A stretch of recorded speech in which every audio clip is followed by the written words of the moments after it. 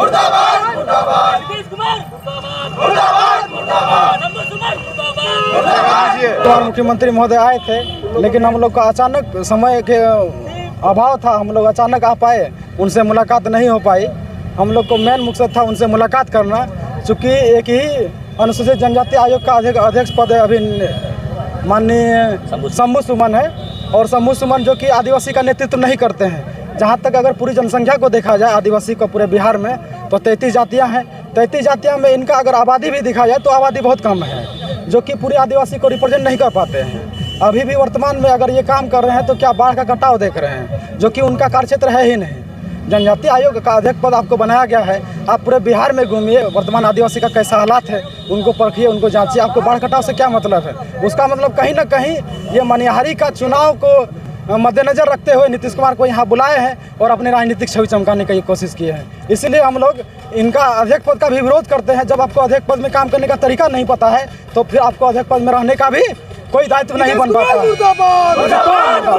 और मेरे यही था। और लगा रहे हैं, इसलिए हम लोग लगा रहे हैं कि यहाँ हम लोग आदिवासी को आरक्षण से वंचित किया जा रहा है। क्यों हम लोग आदिवासी को वंचित किया जा रहा है? जो भी यहाँ नेता आता है, हमको पार्टी से हमको मतलब नहीं है, हमको मतलब है कि आदिवासी को आरक्षण को क्यों हम लोग को वंचित किया जाता है, हम उस मुद्दे पे हम कर रहे हैं। अब नीतीश कुमार आप बिहार के हैं, आप बिहार के आदिवासी को क्यों आप नहीं देखते हैं? आपको देखना होगा।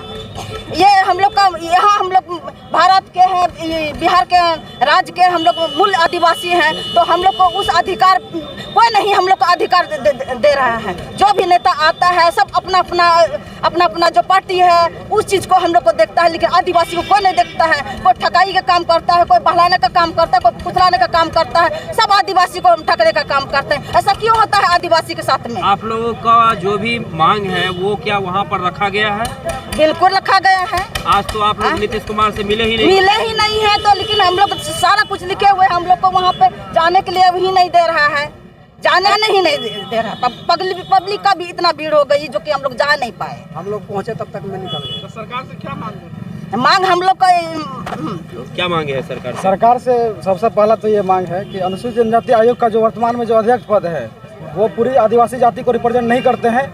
उनको हटा करके एक ऐसे मूलवासी को दिया जाए जो कि पूरे आदिवासी को रिप्रेजेंट कर सके, और ऐसे अध्यक्ष पद को शंभू सुमन जैसे आदमी को नहीं दिया जाए जो अपना राजनीति चमकाने के लिए अध्यक्ष पद के सिवा कोई दूसरा वर्क करते हैं। इसीलिए हम लोग यहाँ विरोध कर रहे हैं कि अध्यक्ष पद का चुनाव एक ऐसे व्यक्ति से हो जो कोई फुल्ली आदिवासी को रिप्रेजेंट कर सके, चाहे बुद्धि में हो, चाहे उसकी संख्या में हो, या जाति के आधार पर हो। सुमन सिंह जो है मतलब कि शंभू सुमन आप लोग को रिप्रेजेंट नहीं कर पा रहे हैं? नहीं रिप्रेजेंट कर पा रहे हैं।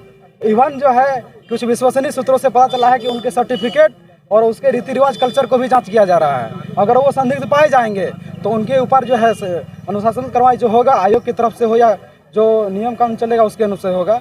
तो ये हम लोग का पूरा विरोध इसी दिवस पे ही है। इसलिए ही हम लाए कि अध्यक्ष पद जो है एक ऐसे मूलवासी को दिया जाए जो कि हमारे पूरे आदिवासी को रिप्रेजेंट कर सके।